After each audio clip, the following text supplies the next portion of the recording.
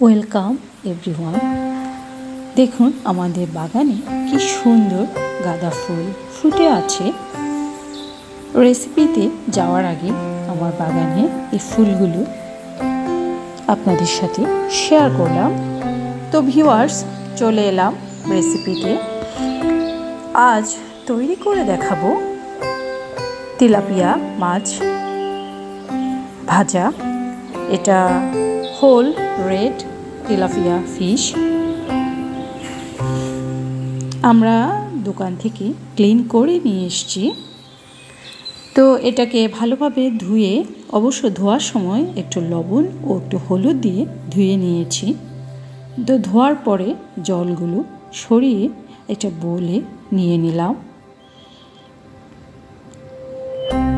একে একে এখন মাখিয়ে নেব হলুদ গুঁড়া, লবণ, মরিচ গুঁড়া। তো ভালোভাবে মেশানো হলে ওতে দিয়ে দেব একটু আদা বাটা, একটু জিরা বাটা। তো এখন দিয়ে দিব টেম্পুরা। আমাদের টেম্পুরা ছিল, ওটা দিয়ে হালকা করে মেখে নিয়েছি। এটাতে বেসন বা চালের গুঁড়া কিংবা একটু ময়দা দিয়েও মাখিয়ে নিতে পারে, মুচমুচে হবে। তো এটা কিছুটা সময়, অর্থাৎ 15 থেকে 20 মিনিট মাখিয়ে রাখতে হবে।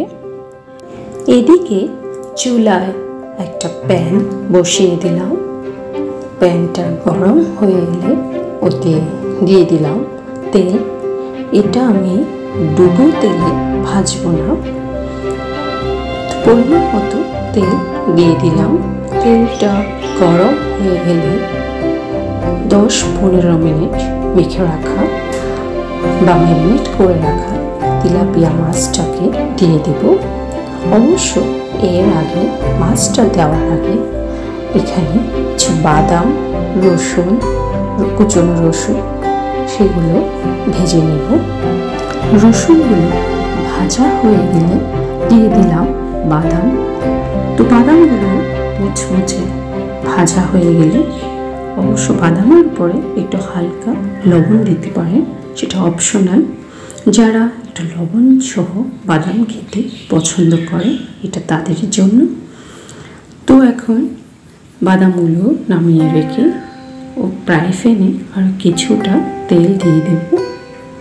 তারপর এই মাছটা দিয়ে এপিঠ ওপিঠ উল্টিয়ে ভাজা হওয়া পর্যন্ত অপেক্ষা করব। তো ভিউয়ার্স, মাছটা ভাজা হয়ে এলে একটা সার্ভিং ডিশে নামিয়ে নেব। এখন এই মাছটাকে পরিবেশনের আগে কিছুটা ডেকোরেশন করে নিতে পারেন। আমি এখানে আমাদের বাসিল গাছ থেকে, বাসিল বা তুলসী গাছ থেকে কিছু ফ্রেশ পাতা নিয়ে নিলাম। তো ওগুলোকে দিয়ে সাথে কুচনো পেঁয়াজ, কাঁচামরিচ, টমেটো ও ভেজে রাখা বাদাম ও রসুনগুলো সুন্দর করে ডেকোরেশন করে নেব। আর এই মাছটা যারা ফ্রাই করে সস দিয়ে খেতে পছন্দ করেন, তারা বানিয়ে নিতে পারেন একটা সস। যেখানে আমি এই সসটা নিয়েছি, এখানে এই সসে দিয়েছি সয়া সস, ফিশ সস, একটু কুচনো রসুন, কাঁচামরিচ, একটু ফ্লেভারের জন্য, এটা অপশনাল। যারা ঝাল খেতে পছন্দ করেন তাদের জন্য এক্সট্রা দেওয়া দিতে পারেন। তো একটু চিনি, একটু ভিনেগার, টমেটো সস, একটু কি সুন্দর হয়ে গেল whole red tilapia fish fry.